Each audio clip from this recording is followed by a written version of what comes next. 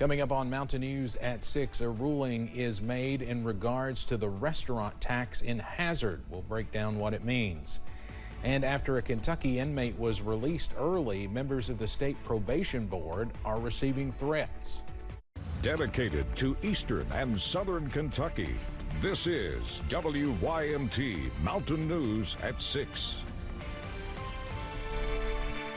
Good evening, I'm Steve Hensley. It's been a very messy day in Kentucky, especially in places like Lexington and Louisville with historic amounts of rain. Now here in Eastern Kentucky, it's certainly been nasty, but we've escaped major issues at this time, except maybe up around the Mountain Parkway. If you are just joining us, we first reported at 5:30 there is a fatality crash that has shut down the Mountain Parkway at exit 47. As many as 2 people, we're told, were killed in that crash, so certainly you want to avoid that area. They've had some very heavy rain up there today. Let's check in with meteorologist Chris Bailey, who has the latest on this first alert weather day. Chris?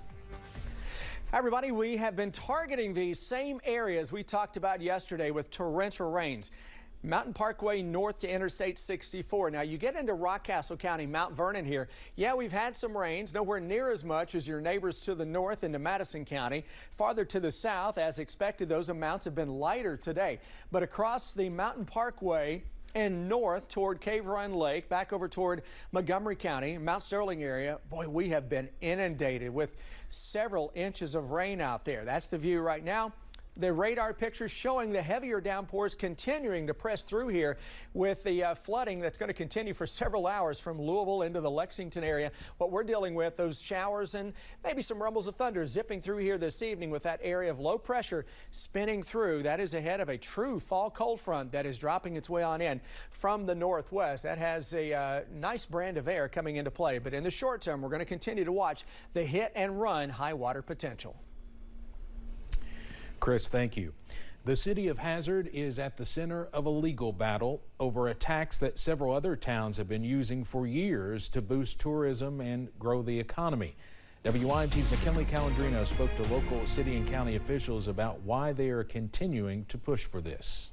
According to Kentucky law, certain cities can add 3% on top of the sales 6% sales tax on prepared food and drinks, otherwise known as restaurant tax. Under state law, only cities that meet certain classifications criteria on January 1st of 2014 are eligible to include the tax, and the money must be used for tourism-related projects. Back in 2014, Hazard was classified as a third-class city, but local officials argue they met population requirements for fourth or fifth-class cities, which were eligible. The city of Hazard meets all requirements for the restaurant tax. We have the same amount of population, everything. We just can't get our city classified as a 4 instead of a 3. How can we better ourselves if we can't change from one class to the next?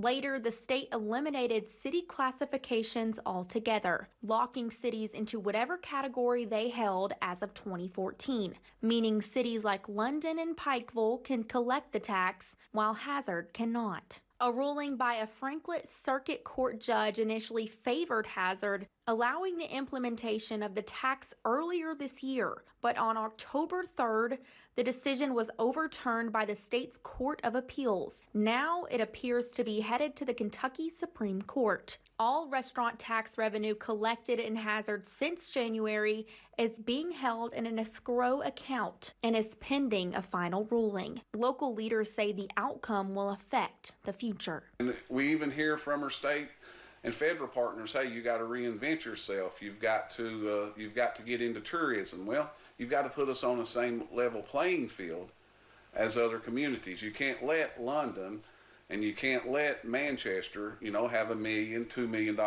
tourism budget and then tell us to compete against them with 100,000. Officials say the added tax could bring in roughly $1.5 million. That would go directly to tourism and can be used for things like community events or outdoor recreation projects. But the reason some communities has jumped out ahead in tourism is they're sitting here with a tourism budget that we don't have. And therefore they can build splash parks. They can get Kit Rock to come to town. They can have the big shows. They can have the big fields. And that's all we're asking. Hey, give us a level playing field to compete with the communities that we're competing with. While some community members are against the tax and have applauded the Court of Appeals decision on social media, Hazard officials say they just want the same opportunities as other cities.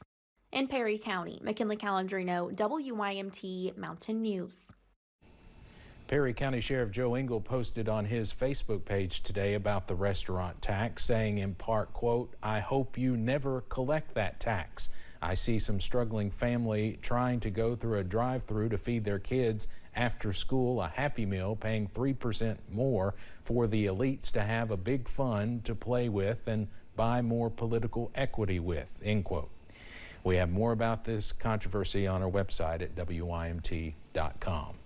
A Claiborne County, Tennessee man is charged with attempted murder, accused of critically injuring a man during a fight in Hancock County.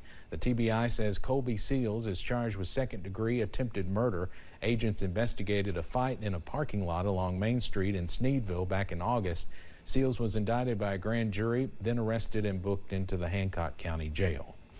The Housing Development Alliance will host a job showing for local contractors on Thursday, October 16th at 10 a.m. at the Chestnut Ridge subdivision near the Knott County Sportsplex. The project covers final grading and concrete flat work on 12 homes. Attendance is required to bid. Sealed bids are due by 1 p.m. Monday, October 20th at the HDA office in Hazard. For more information, contact Don Feltner at 606-436-0497. Severe weather stays in the back of a lot of people's minds, especially after recent disasters in eastern Kentucky. Knott County Emergency Management Director James Sandlin says it's not about if severe weather strikes, but when. He says that is why the county is working to prepare all ages. Sandlin says in September they went to schools, making sure each student knew what steps to take. When we start learning that we're going to have a disaster or an emergency, at what point does our partnerships kick in and we start passing out information? What happens during the disaster? And then the process with FEMA and KYM after it's over. And so we kind of let them know what we're trying to teach people what's happened through the situation.